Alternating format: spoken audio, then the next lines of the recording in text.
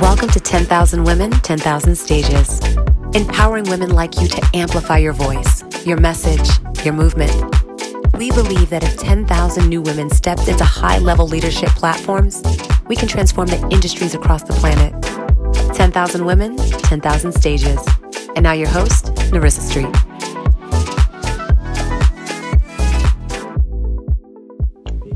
Hi, so excited to have you back. Thank you so much for taking the time to listen to this amazing podcast. As you heard, my name is Narissa Street. I am here bringing to you some amazing origin stories of some uncommon women leaders in their industries. So let's get right into it. Today we have... Okay, I'm just like, okay, so let me tell you why. See my excitement, people. You hear my excitement. You hear my excitement. Because who we have today, amazing story. Cannot wait to bring it to you. It is Donata Joseph. Hi, how are you? Hi, how are you? Yeah. Thank you for having me. I'm so excited. I'm happy to have you. Okay, I'll tell you that I've been kind of stalking you for a little while, and not stalking, not like the police officer stalking, but like your story, just seeing the development of your story and having your products recommended to me from like all kinds of people. And so finding out that you were, number one, local to me. Cool. And then that there is like a story behind your products and there's a story behind you. And then going on Instagram and seeing how much you love the people who work for you. Yes. So seeing that not only do you have like this great product that everybody talks about, but then seeing how you love the people that are helping you bring this product to the market. Like, I was like, yep, that's her. She's got to come in. She got to talk to us. Because I don't think people really understand that they can be 100% who they are, fully open, fully heart-centered, and dopely successful. So yes. Okay, so I've gotten the audience like they're like ready. Now, who are you? Tell us who you are. My name is Donata Joseph, as you mentioned at the beginning. I am a mom of 3. I am the founder of Donata Skin Food, and I am totally passionate about encouraging, empowering, and elevating people. I started a nonprofit organization in 2020 and worked through empowering people through that nonprofit. But God led me into, and when I say led me, I was not aspiring to have a skincare company at all. It literally just happened. And that's what Donata Skin Food is about. I make natural skin and hair products. And through that is just really teaching people the whole aspect of mind, body, skin, and hair. Not just, okay, let me sell you a product and go on your way. It's, no, what is the internal aspect that's causing the external conflict to your skin and hair? And that's what I'm more passionate about anything, is tying the in and out. That's amazing. So the in and out, like you're talking about, you started the foundation in 2020, but before 2012. 2012, I apologize. Yes. In 2012, I heard 2020. So 2012, you started this foundation. Was it immediately like, okay, we're going to have this conversation about how whatever's going on the inside is affecting your outer, what we tend to associate with beauty, right? Was it your intention at that time to then have a retail line? No. The foundation started all on its own. And the tagline for the foundation, it really started with my son having ADHD. And at that time when he was diagnosed, parents didn't know about ADHD. It's not something you could, at that time, it's not something you could just Google, research, and understand. So I just took it upon myself. I love to research. I love to research. I love to teach. So I'm like, oh man, if I'm taking this much time to research and learn how to help my son and myself, because I found out a few years later, I also have the same thinking pattern as him. I'm like, I need to educate parents on how to help their kids to grow and cultivate and really put them on the right path, because we struggle with so many things, negative things, that if we don't know how to help our child along that path when they struggle with ADHD, it can be a win or a fail, a big fail. Wow. So in doing so, then I tied into my domestic violence relationship, and I'm like, okay, these are two totally different topics. How do I bring it all together? Wow. And then we came up with the tagline, bridging the gap between mental health and healthy relationships. So we were able to really cover a lot of topics, because bridging the gap between mental health and healthy relationships, you need to be in a great mindset to be able to have a healthy relationship, even if it starts with you, which is the most important relationship to have. So during that time of having the nonprofit, which I started in 2012, I lost my job in 2013. Wow. And when I lost my job, I just kept praying, and the response was, don't get a 9-to-5. So I thought that God was just going to open the doors through my nonprofit for me to do a lot of speaking engagement, courses, teaching people, and like that would be my life's work. But 10 months later is when I started what at that time was Donata's Aroma. My business changed and elevated throughout the years, but it started with Donata's Aroma. And that's how the whole natural product line came to play and started. But the message is still the same. Like, that's my core being, the mental aspect and the physical. So even with my line as Donata Skin Food, we're always covering topics around the mind, body, skin, and hair, because at the end of the day, it's still the internal aspect that reflects on the outside. So something that you said that I wanted to make sure that we break apart so that everybody gets this. So yes, you started the foundation 2012 on behalf of the needs of your child. Then, look how God works.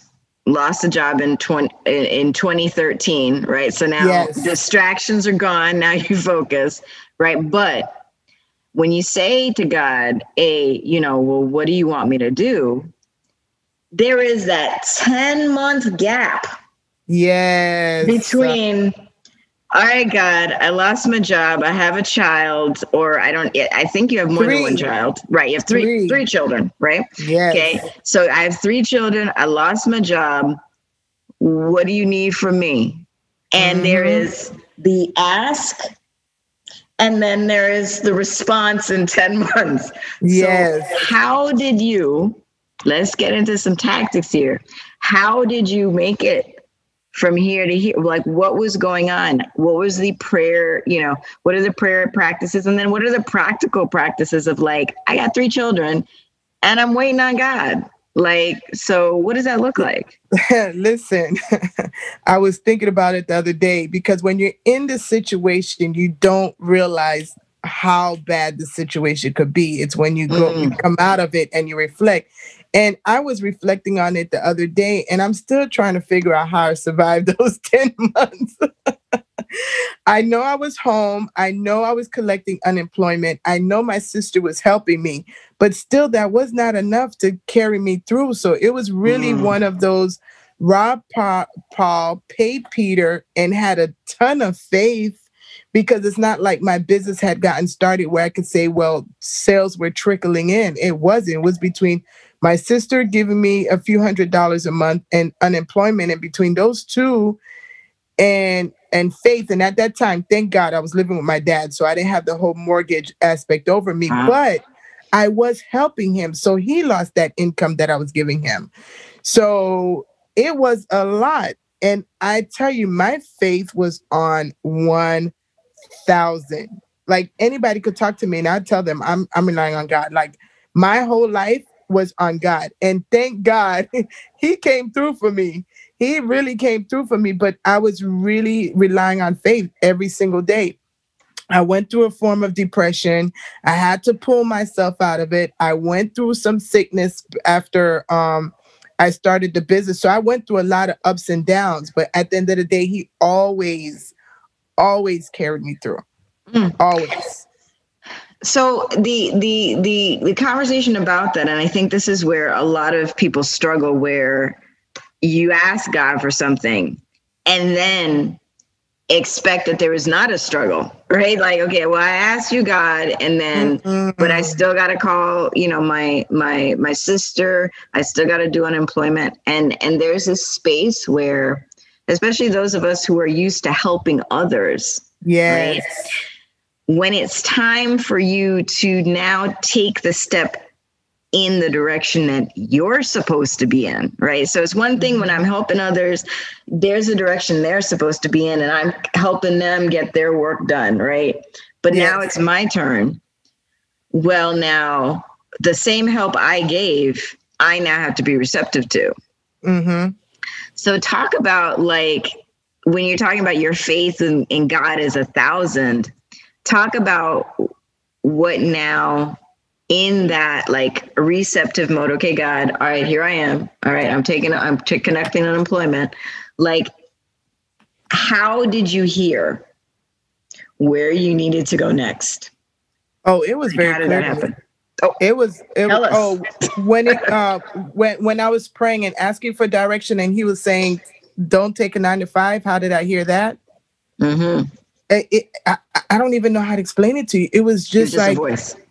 I don't even know how to explain it. It was just that I kept praying, and it was within a weekend, because when I lost my job, just to give a little background to it, my manager loved me. She loved how I worked with my customers, because I worked for a small community bank, and I was the number one worker. But my ADHD, where they had me positioned in the bank, did not help. They had me positioned in an area where there were a lot of distractions. Wow. To the point where my doctor wrote a note, because I didn't understand why I kept making mistakes. And it really started to bring me down, because I'm like, I've worked all my life and excelled tremendously. Why, when I'm working here at this bank, I'm struggling, making little dumb mistakes? And when I looked over my work life, I was like, but I was always working in an office where I didn't have a lot of distractions. And then here in this bank, they put me literally in the middle, where I'm answering emails, answering phone calls. I was a cashier. I was saying hi to the people walking by the hallway. So for someone that has ADHD, that is a lot of distractions.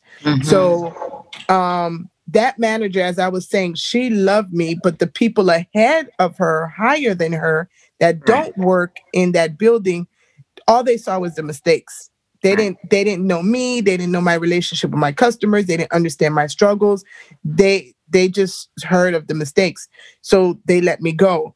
But my manager, my main manager that I work with, she called me and she said, Donata, I want you to pray and I want you to listen. Woo! She said, we have a lot of clients that love your work ethics. I could get you any job that you want. I give you to Monday. I think I got fired on Friday. She said, I give you to Monday. And after you pray and listen, I will never forget, she emphasized on listen. And mind you, I've worked with this lady I've worked with her. Listen, I've worked with her for, oh my gosh, maybe 6 years. And I never knew she had that much connection with God. We've kind of glanced over him, but never really deep conversation. So when she emphasized listen, I said, okay, I'm going to pray and listen. And while listening, I kept getting the same response. Do not get a 9 to 5. Do not get a 9 to 5. Do not get a 9 to 5. And I'm like, Okay, well, that's my answer. So I called her on Monday and I said, listen, I prayed and I listened, and this is going to sound crazy, but this is the answer. She was like, okay, well, move forward. If you ever need a job and if you ever need me to connect you with one of our clients, I'm here for you. And I said, okay. Look at God. So yeah. So the 10 months, and it's crazy because, mind you, during the 10 months, I have family members that are like, did you find a job? Did you go to work for us? Right. Why don't you apply to be a substitute? I had to lie. I'm not even gonna lie to you. I had to lie to them and say, yeah, I've been looking for a job. Yeah. Hey, this is a great episode, right? Want to carry the insight from our show wherever you go? Visit myjoyisvaluable.com for the best resources that we've gathered that are inspired by expert guests. Find support for your business, tools to organize your life, and more. That's myjoyisvaluable.com.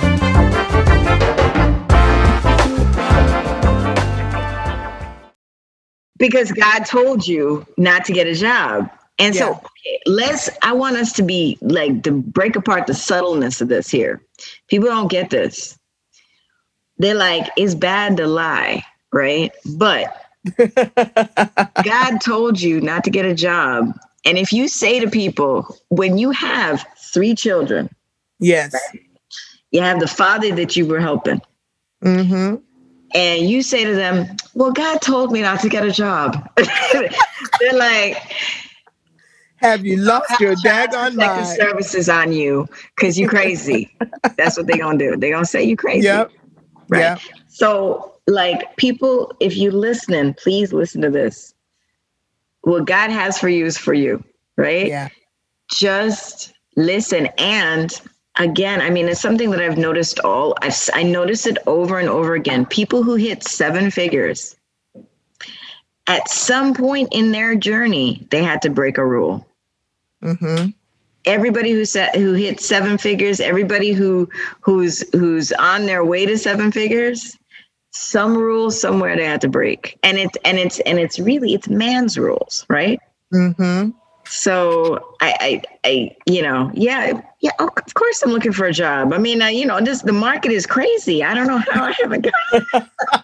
The lady said to you, if ever you need a job, I got you. And you. Yeah. And then my sister had a lot of connections, so I could have gotten a job through her. But I'm talking to you right now, and part of me was like, well, okay, God said not to get a 9 to 5. Why not get a 9 to 12? But I think he wanted, because somebody could be like, okay, he told you not to work full time, but you could have gotten a part-time job. And you know what? Granted, but you listened. But what if I had gotten that part-time job and it took me away from him wanting me to sit and wait. Right.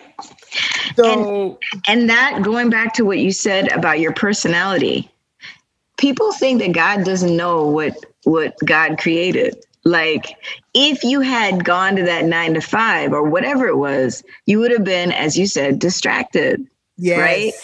And so going back to, you were built a certain way. Mm-hmm. And God was like, sit still, focus. Yes. And I say that as somebody who's a teacher and who has worked with ADHD and ADD children, and understanding that the best place to put them is right in front of me. Yes. Oh my God, look how you're tying this. Yeah, you understand me? Right in front of me. And then that way you're paying attention just to me. God is saying, sit in front of me. Let me talk to you. I wish you could see my face right now. Oh, look how you tied what I tell you together. Oh my God. Look how you tied that together. Yes, ma'am. Yes, ma'am. Because you are totally right. If I had gotten even a 9 to 10 job, 2 hours a day, I would have gotten distracted from that job. Yes. I would have been pulled completely to that job, completely off focus on just sitting at God's feet. And you were focused on those customers as opposed to you. There's a moment where God has to sit you still so that God can talk to you. And if you have a big heart, like I have a big heart, The Yes. moment somebody else is in front of me, my heart is like here. Yes. And God Yes. is like, just keep it inside. Just stay right here. Let me talk to you. Yes. Let me talk to you about what I have for you. So God Wow. needed, yeah, girl. Wow. I didn't even see it like that. And you are 100% right. He Yeah. needed my Full undivided attention. He didn't want to keep redirecting me. He wanted me right there. Yeah. Wow. Yeah. It's a beautiful thing. And and I'm glad. I'm sad I can't see your face, but but the audience hears your reaction, so that's yes. fine. But yeah, the I think we don't realize who and what we are. And I'll tell you, as the other thing that you mentioned that I wanted to pull forward is you're a smart person, right? And you couldn't figure out how you went to other jobs and you excelled at other jobs. And at this place, you kept hitting these failures and knocking yourself, and having something that wasn't working for you. And I think that's the other thing. Smart people struggle with the voice of God because it goes against the intellect. Yeah. And when God is like, you're failing there, this not gonna work for you. Stop that. No, that's not. Why are you still there? You're still not. Why are you still there? Listen. How do I work? You know what? I'm gonna make her fail hard. Like let me sit you still. Because you smart, you trying to figure it out. Ain't nothing to figure out. You're not supposed to be there anymore. Oh my gosh, Narissa. Like you're not only speaking to that situation, you're speaking to the struggles I have now. But let me tell you how right you are. A few months before, God kept telling me to leave the job. And I'm like, God, I'm sorry. I have a lot of faith, but like, how do I leave a job with 3 kids? Like, how do I explain that to people? And I told God, I was like, listen, if you really want me to leave this job, you're going to have to push me out of here. Like, that's the only way I could face myself and tell people, yeah, I'd rather tell people all day I got fired with a smile than tell people I left with 3 kids and no direction to my life. And 2 months before I got fired, he showed me that I was going to get fired. He showed me I had a dream. I had a dream I was going to lose my job, to the point where I told the manager that I had a dream, the one that I'm close with, not the one that actually fired me. Of course. So the day I got fired, I walked in there with the biggest smile on my face, and I was so full of peace that they're firing me and they're looking at me like, they looked at me so strange. Because, when you get fired, you don't know you're going to get fired. You're sad, you're about to cry. I was there with a smile. And my friend was like, Donata, what are you going to do? And I said, I got God, baby. I got God. He's like, you got 3 kids. I said, and I got God. So I'm good. So tell us what the peace feels like. Right. So I have a whole list of questions. I haven't got to them, but we going in a place where we're supposed to go. So tell us, you said you walked in there with a sense of peace. I need people to understand what peace feels like. So what did that mean when you walked in there? How did your body feel? How did you feel? What was going on? I felt unbothered, and I was happy because I felt like, okay, God wanted me to do this. I didn't have the faith to do it. So I know this is what he wants me to do. And I have to just trust and believe his process, because it's not even like I was fired and I had a plan B. I was fired with no plan after that. So to have that peace, just walking in there, just feeling good. When I walked out the door, I just took a deep breath like, okay, God, here I am. Here I am. I don't know what you're going to do with me. And I sure didn't know it's going to take 10 months, but here I am. So it's just like this covering, this calm feeling over you. You're going through something that what others would tear them apart. And you're just like, okay, God, here I am. I know I got you. You got me. And exactly, here I am. Wow. Wow. Wow. Wow. Wow. Here I am. Yeah, I tell you again, it's the smart conversation where, because we've been living so long with the laws of man, and you figured it out, right? It's something I talk to people about all the time, and I do workshops around and everything like that. But you have figured it out as a smart person. You figured out how to survive in the laws of the land of humanity. But God is trying to move you to thriving. And thriving, that's a different ball. You know, when you're driving on the road, you can't use the same techniques to drive on the road, to steer yourself on the road, as you use when you're in the air. Yeah. You know, a pilot can't be doing the same thing in that plane as you do if the pilot gets off of the plane and steps into his car or her car. Correct. Right. Wow. And so it's these conversations that we have where I finally figured it out, God. Mm-hmm. God's like, that's nice. I'm taking you over there. That was good. Good. Great. You can tell other people while you're here. Tell other people how to do it. I'm going to take you over here. And you're like, but I just got it. I like it. I've carved out a nice little place over here. God, what? That's like, yes, but I have a big building over here. Yes. What's your building? Yep. And it's so funny you said that because it's so funny because, like I said, you're speaking about me now. Like, I have the natural products, but he wants me to do motivational speaking. So it's like, yes, you're going to keep doing your natural products. You're going to keep running that company. I'm going to let you keep thinking that's all you're going to do. But right now, you're starting to take baby steps into this motivational speaking, and you're going to stay on Clubhouse and keep pouring into the life of others. Pouring into people. Keep pouring into people. Yeah, it's a thing. It's a thing. I've been working. So the podcast, right? The podcast that I started is really about my undercover agenda. I say this is to get 10,000 women on 10,000 stages, right? Wow. Because I feel like we have this amazing wisdom. We have these amazing lives. And because we're as you said it before, you're in the midst of it, because we're in these lives, right? Mm-hmm. We don't realize the value that is right in our lives. And so we keep this wisdom to ourselves because it's not shiny enough.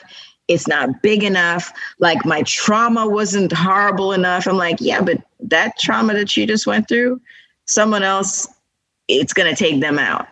Right? Yes. Like you think it's a tiny trauma. You're like, I just have this issue, I just have this thyroid condition. And someone is like, my life is over. And you're like, no, it's not. So like people need other people. We need other people. We need other people's stories to understand that we're not alone.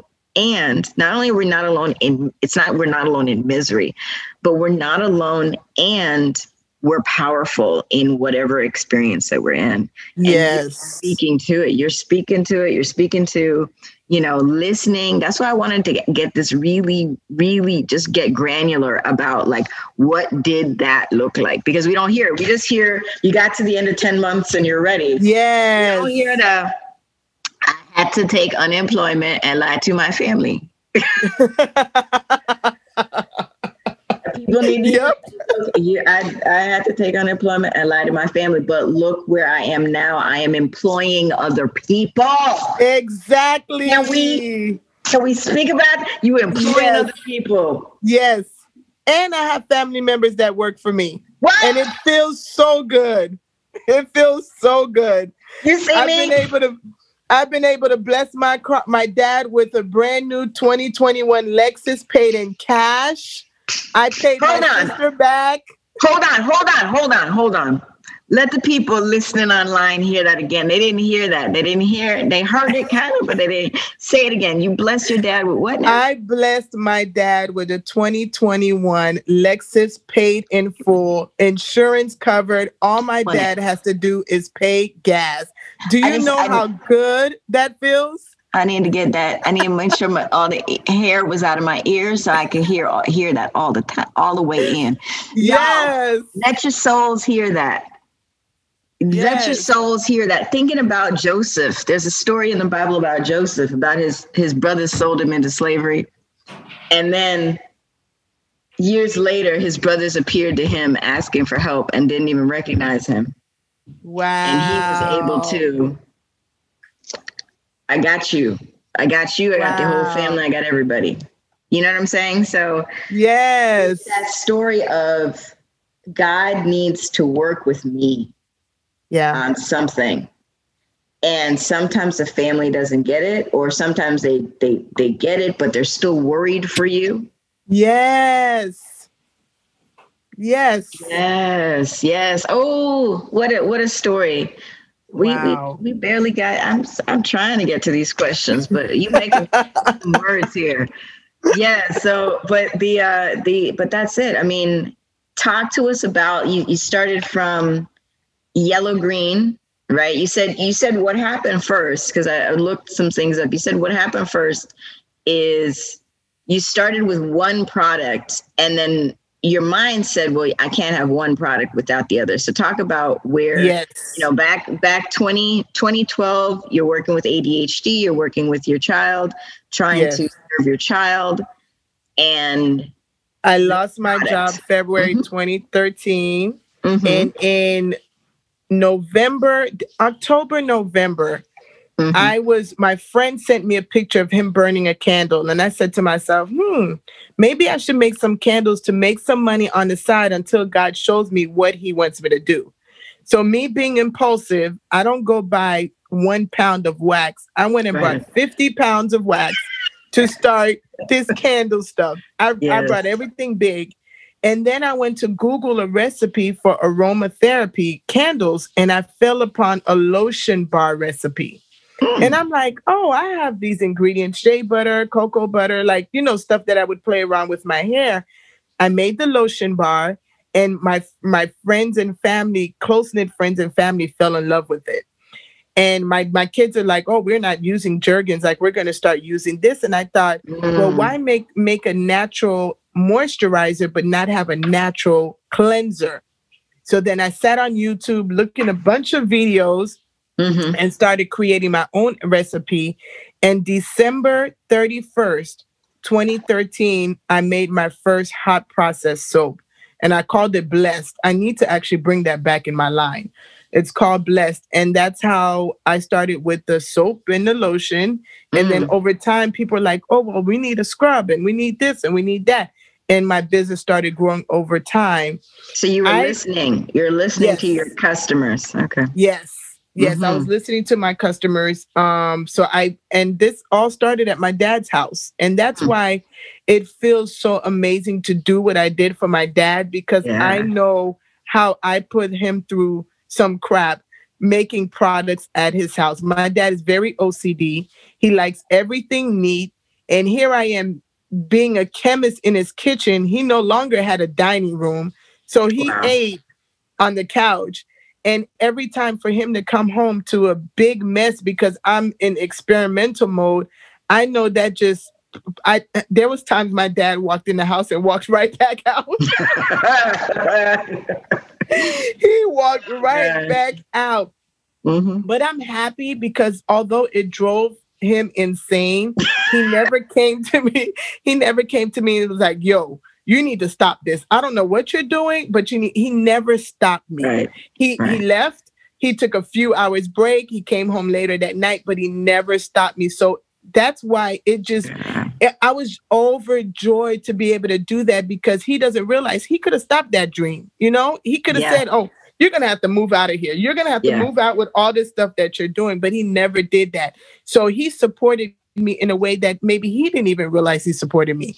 And look at him now. He's at the warehouse every day making boxes. Like, he loves to make boxes. Nobody else touched those boxes. He makes sure every box is made for all the orders. So, and see, again, his gift. You said he's OCD. Let me tell you something. Them boxes don't go right. Your product goes out somewhere. Your product doesn't get to where it's supposed to be. Again, God's gift. You know, I mean, Yes. we look at these, we look at, you know, children or people who have these tendencies or this affinity or whatever. And we're like, well, why is this person like The way they this? are. But it's because they have a unique purpose. I used to take things apart at my mother's house all the time. She'd like, it'd drive her bananas. I'm a teacher.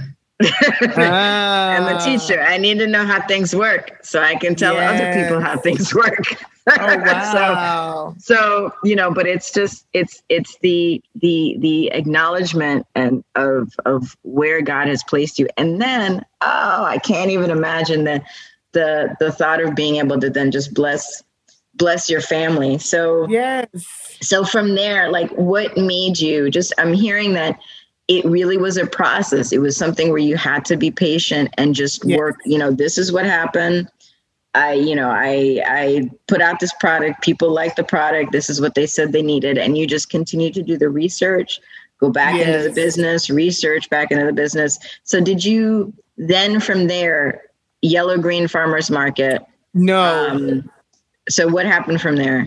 So from there, when my sister started seeing that, oh, I'm really serious about that, she was like, Donna, why don't you get a license as an esthetician? She said, because that'll be so cool. You're making products and you could use it on people's face. And I was like, oh, I don't want to touch people's face. I don't want to do facials, da, da, da, da. And I sat and thought about it. And I was like, well, maybe that'll be a good look for the business. So I went to school as an esthetician. Even the teacher started planting in my ears, you need to be the nighttime teacher because you're so great at what you're doing. You're so great at educating. Wow. So I ended up getting my license as an esthetician and then being an aesthetic teacher for, I think, about a year. And then during that time is when I really started formulating the products better because I understood the skin. So by understanding the skin, I knew what better ingredients to put in the products versus just finding recipes on YouTube and playing around with them and making them my own. I had some really knowledge behind it. Right, right. Ooh, that's so would you recommend school for people? Like people I do. If they're really serious about cultivating an amazing brand that's healing for the skin, not just now, there's people that want to do fancy soaps and fancy products. That's fine. But if you really want to build a brand where you're really touching the lives of people through their skin, I do recommend for you to get some type of education, whether it's formulating or and as an esthetician, because now you're understanding what's going on once you put the product in the skin and how it's helping the skin. And, you know, I think that expands to other industries too. If you really think that you're going to have a life, a sustainability, then you do have to have some sort of education in some way for the work you're doing. Wow. It helps. So what skill do you think? Oh, sorry, go ahead. Oh, no, go ahead. I was going to say, what skill do you wish you had learned earlier in your process? I wish I understood about business. So for the first 3 years, I could never understand why I was making money, but not really making money. And that's because I didn't take my business as a business. I still saw it as, oh, this is fun. And I'm making some money at the same time. So I didn't know my numbers. And I wish I knew my numbers as at the beginning. And I wish I saw it as a business at the beginning, because I would have been much further along. So, and I think I want to say in 2015, 2016 is when I started doing my whole cost of goods, meaning whatever I use, that's the cost of it. And this is the cost I'm going to sell it. And this is the profit.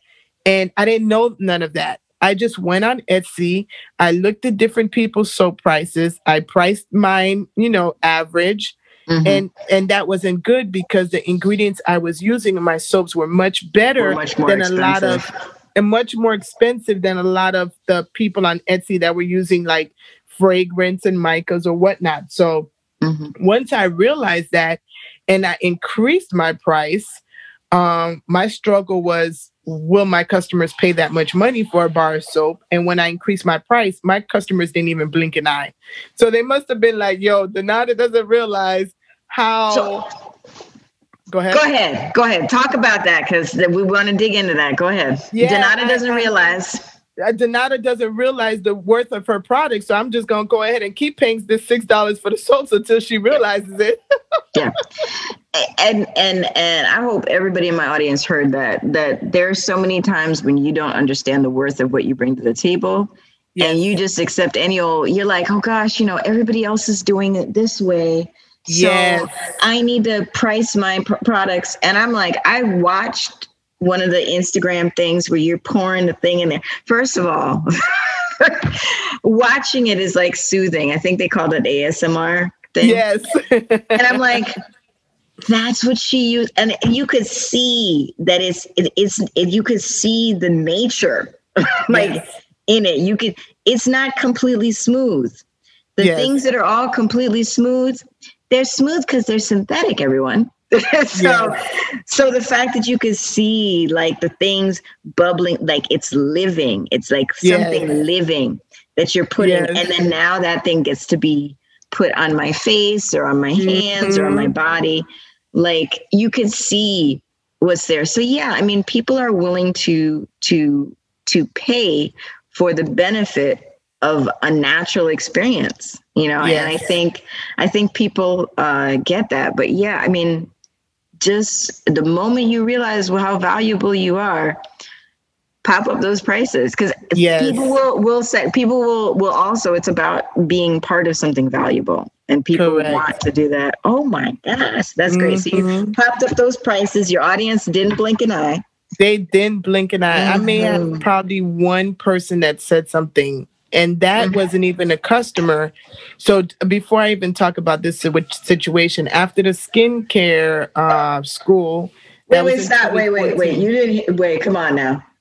The person who said, pardon me, my hair is in my mouth. The person who said something about your prices going up. What now? You said they what? They weren't a customer. They weren't even a customer. Even a customer. People stop listening to people. Yeah. This was at the farmer's market, and she came by and she was like, "Oh, your soaps are expensive. The other vendor soaps are not." And I will never forget how I felt when I said, "Yes, I do know that I'm the most expensive here, and I use the best ingredients in my products." And I stood there firm, because before I used to feel bad. So that was the first time I verbally said, "Yes, I understand my worth." And she still brought the soap. She brought the soap.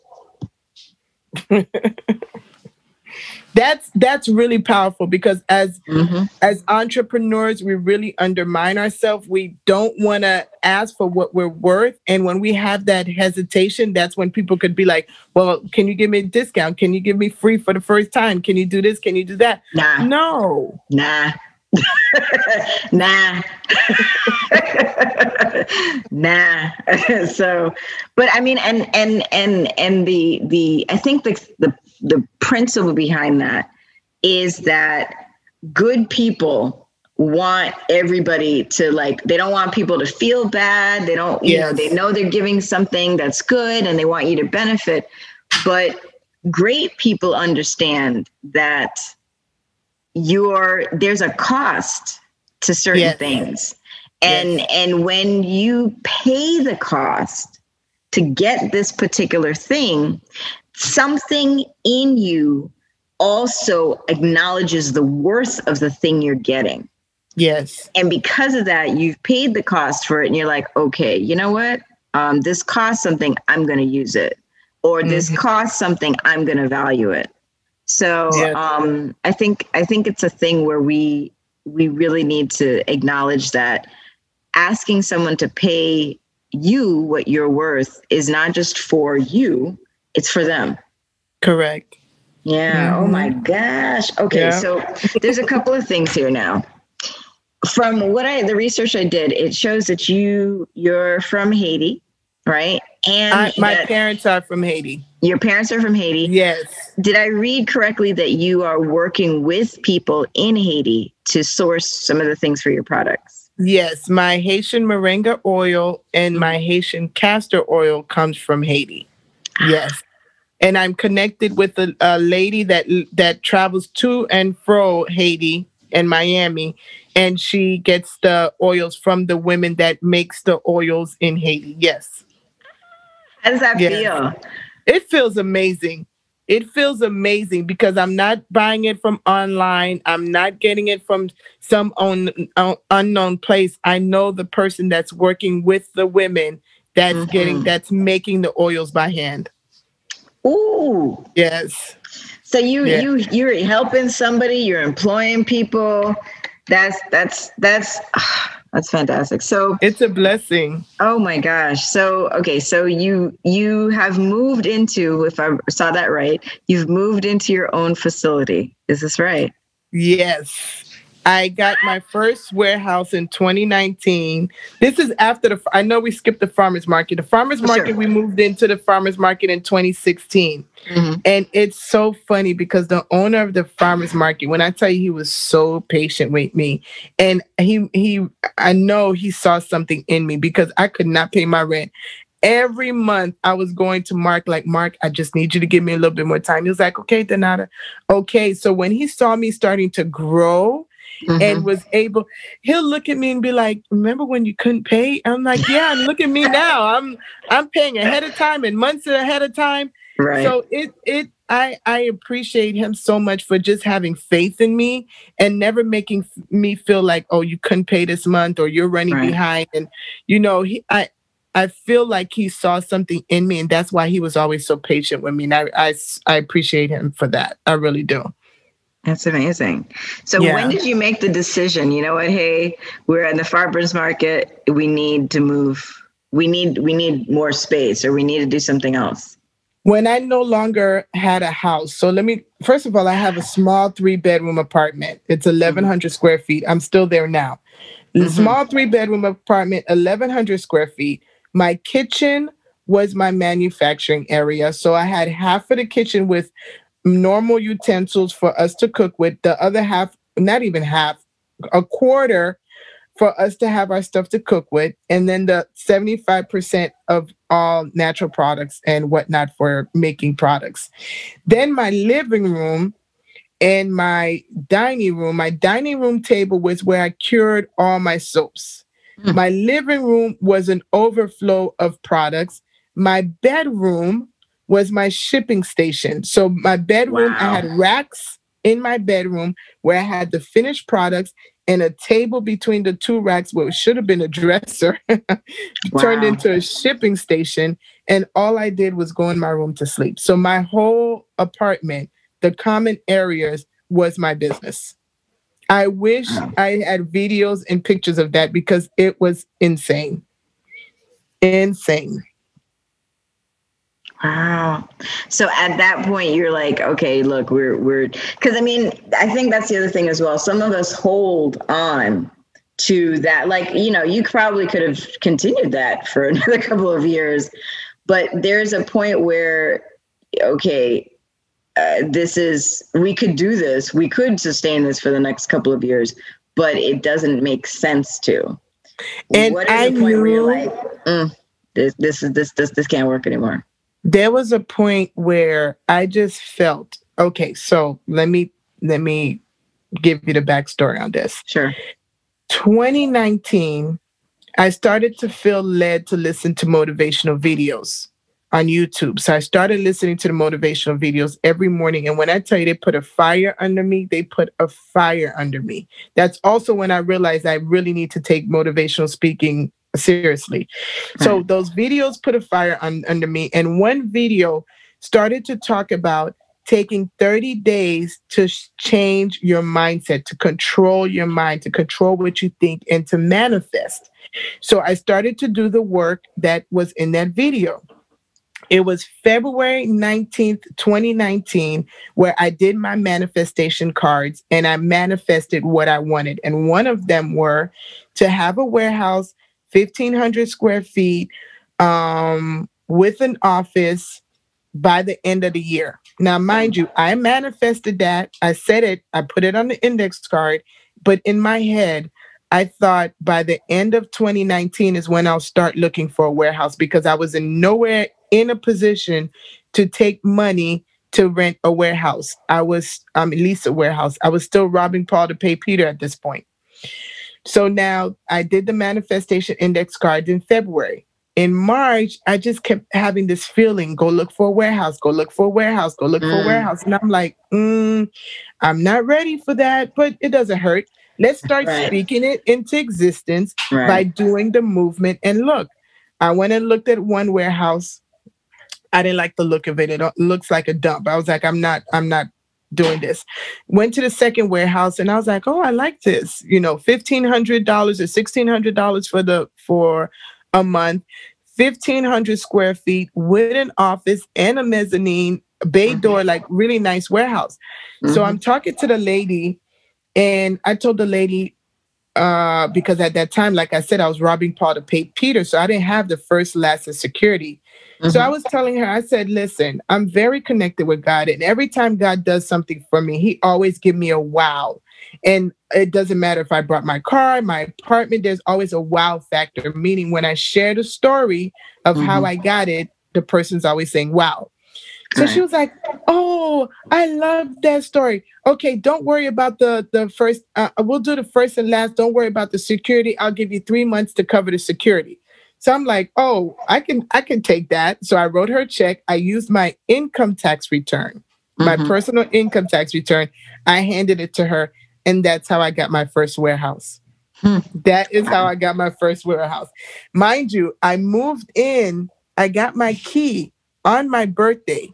So 5 weeks after manifesting on the index card about the warehouse, I got the key on my birthday, March 27, 2019. And we moved and we were processing about 10 orders a day. We have this big warehouse completely empty because I just moved everything from my house. And I will never forget, in June, I had a conversation with my daughter and I was like, you know what? We need to start preparing our minds. I know we're trickling with 10 to 15 orders a day. I said, but we need to get our process and procedure in place. What if we start getting 100 orders a day? I told her that in June, at the end of June. No. I told her that in June, the end of June is when she, that same daughter I was talking about, posted a tweet on Twitter that my sister retweeted, and then Dwayne Wade retweeted that. And I blew up. I got 1,900 orders in that one day. 1,900 orders. And I'm looking at my daughter and I start laughing and I'm like, it's the three of us. What in the world are we going to do? And that's when I had customers, family, just, hey, if you need help. So I came from a team of 3 to, at that time, I believe it was 13. And we're all trying to figure it out. We're trying to figure it out. I don't know what I'm doing. All I know is I have 1,900 orders and we better knock these out as fast as possible. As fast as you can. Yep. Listen, we had a ton of mistakes, but what I can say that I'm proud about is that I made sure that I stayed in the customer's face. We were talking on Instagram daily about what's going on, what's the hiccups, what they can expect, what our delay. Please be patient with us. We just went viral. I understand the process. We're actually whipping your orders as we're speaking. So, yeah, when I tell you I over-communicated, I really over-communicated. But that's the thing. People are afraid to show any kind of vulnerability. And this is the issue that I have with Toastmasters and all those other places. Like, the most influential people are also at one point or another the most vulnerable. Yes. And you said, you're like, hey, we're here, we hear you, we've got every one of these orders, they're placed on our walls or whatever it is you said. And like, we're making it happen. Thank you so much for your trust in us. And that's the thing, people think that you need to be perfect online, that you need to have the perfect face, that you need to whatever. People just, we're starving for human connection. We just want to see another human. And and then you have a dope product. Come on. Thank you. It was funny. We had to get it together fast. I mean, even when we were having meetings, because mind you, we don't have just a regular product that people could just go online and buy. Right. People had to ask questions. So the thing that really like blew my mind is that we had 2,000 emails and 1,000+ DMs, and they weren't regular questions like, "Hey, what should I buy?" They're telling us their whole life story about their skin or hair. So here I am trying to answer all these questions because, of course, my team is not experienced in skin. So I have to be the one to answer these questions. So I'm trying to figure out how to answer these questions and make products at the same time because my ex is the one that makes products with me. And at that time, he only knew how to make soaps. So nobody else but me knew how to make everything else. So, So you had I'm to reliving it in my mind. I'm reliving it in my mind now, and I'm like, oh my God. But so I had to hire a communication team and train them and let them know, okay, if they ask about this, this is what we need to say. If they ask about that, this is what we need to say. If you don't know what to say, then come to me. So my communication manager, Kenda, she took over the DMs and she took over the emails. So I was able to breathe more and just focus on production. But it so was you a just lot had to of, like you had to create a operating procedure manual right there. Like, oh yeah. Yeah. wow. Because before that, we were probably getting 2 to 3 DMs a day, like, "Hey, what products do you recommend?" Very something simple that I could handle. But when that tweet went viral, it was like, it took me a whole month to get all the orders out. It probably took us a good 2-3 weeks to answer all the DMs and emails. Every mistake we made, we turned around and fixed it, and that was really a good learning. It really tightened us up, and we were able to keep most of the people that came on board. So we had to grow the team fast, and we've been growing ever since.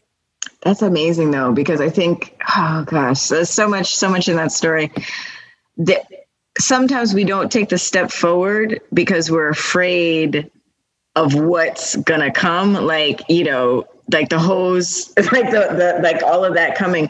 But the fact that you were able to get it done still imperfectly, you said there's things that you learned, but the fact that even despite the fact that you were kind of prepared, not really, you were still able to handle everything. And what I heard you say is, and every mistake we fixed. So people think that, okay, well, here you make the jump and the leap and you're going to be perfect, but you made a mistake, you stayed in it, you fixed the mistake. Yeah. And then that was more of the learning so that now you can move forward into where you all are now, which, I mean, thank goodness for Dwayne Wade's tweet. And so that, I mean, I think that's the other thing as well. People think that, God throws them into things, but a lot of times God is throwing you into things so that it will build your muscle. Yes. For the next thing. Yes, that's true. So where are you now? Like and here's a question. You have this amazing retail line. So I'll ask these 2 questions and then we'll wrap. You have a retail line. What would be if let's say somebody else wants to launch a retail line, like they're not going to do a skin food line because you got that down. But let's say they want to launch a retail line. What should they consider first? Figuring that they're going to have to deal with customers and then this product that they inventory. What should they consider first is okay, so it's so hard because if it's me, I would say making the product and testing it to see how people like it. But a lot of people do it different than me. And I start to realize I really do a lot of stuff different. A lot of people would say, ask people around you and see what product you should make. Me, I just made the product and that's what people end up loving. So it really depends on them and their goal and what they want to do. With me, I fell into the business. So I didn't even realize I was going to have a business. It just happened. With other people, they aspire to have a business, so they would have to do it differently than the way I did it. And so that's good information to know. So where are you? So to help us put a bow on this beautiful story that you shared, and I'm so grateful for everything, you know, that you've been willing to share with us. So where are you now? Like where is Donata Skin Food now, and where are you going? Right now we have a second warehouse. So we have one warehouse. Yes, I just got the second one November 6th of 2020. We have one warehouse where we just do production and one warehouse where we just do processing. And we just started actually adding local pickups. So that's exciting. In the future, that used to be a hard question, but I think I've found clarity on that. I do want to turn it over to a manufacturing company because I know God really wants me to do more in the speaking, and that would require traveling and either turn it over to manufacturing or build out my manufacturing where I don't have to be hands-on. At the end of the day, I know I'm going to have to move away from that. So whether it's making my own manufacturing company or turning it over to a manufacturing, I do know that the future holds me traveling and speaking and pouring into the lives of others. Beautiful. And I wanted to pull that in and acknowledge that it started in 2013, and and where you are now, it's the end of 2020, right? And so it's been like a 7-year cycle, and that number of completion and moving forward into something beautiful and big and bright. So where can my listeners and watchers and my audience, where can we find you? Definitely on Instagram. That's my biggest platform, which is Donata's Co. DONATASCO. And from Instagram, it has all my links to my YouTube, podcast, website, manifestation videos. Like all the information that I like to share is on the Instagram link on my bio. And also where I've been showing up consistently where people could actually talk to me is the Clubhouse.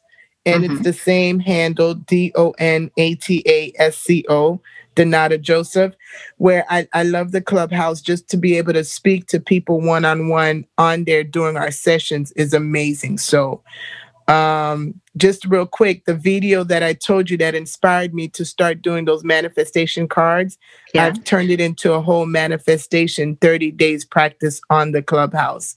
Beautiful. So we're on day 18, so they can join us there too. Awesome. Thank you so much for that. And thank you. We can't wait to share this with our audience. And I really appreciate your time today. Thank you so much. Thank you for having me. I really appreciate it. Thank you for tuning in to 10,000 Women, 10,000 Stages. Share this episode with someone who needs it. Find us at 10,000women10,000stages.com.